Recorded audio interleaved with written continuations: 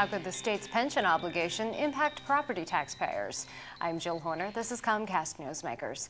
With me is Pennsylvania State Representative Will Tallman. Thanks for being with us. It's my pleasure. You actually recently had a town hall meeting, and you polled your residents, you polled your constituents about taxes. What did you find out? Well, actually, property tax, specifically the $9 billion that we currently pay across the Commonwealth in property tax, how would you like to have that?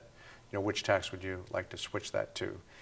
And 39% of the people participating favored sales tax, 12% favored personal income tax, 27% favored some combination of sales and the personal income tax, and 24% didn't want either. And our property tax is a huge issue, especially in south central Pennsylvania and in northeastern Pennsylvania. And the property tax is going to be impacted directly by the subject we're going to address, is if we don't get the pension system fixed here in the Commonwealth, we as property taxpayers, we're really going to be in sorry condition. How big of an issue are we facing when it comes to the overall pension system?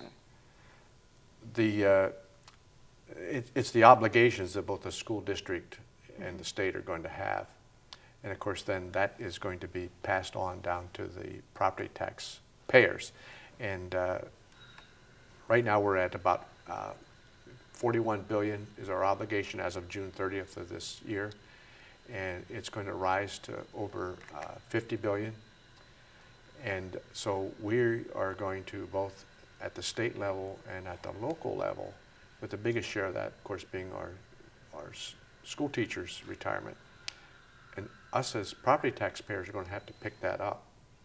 And that's going to have a dramatic impact because we're seeing, I think this year was 8%, and then at where the peak is, it's going to be at 26, 27% of the school districts and counties and whoever else is participating is going to have to go to that pension cost. What could this potentially mean in terms of other state programs?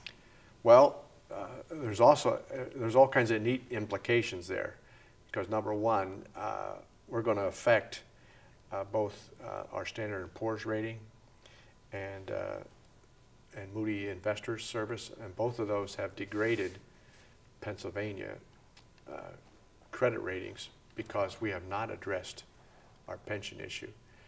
And if we degrade all of our bonds, it would affect just about every program we have. And I want to quickly get to some potential alternatives. People are already in the system. They've been promised these benefits. They've been promised their pension. What could be potential alternatives in working to fund this program?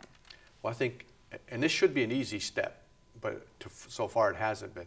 We should actually go from what we call defined benefit to defined contribution, which is 401k.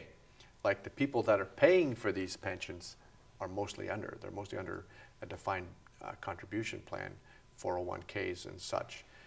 And that is what I consider to be a simple first step. That doesn't take care of all the obligation, but I think if we start as of the employees hired at June 30th, 2012, those go forward, you now are under a 401k plan.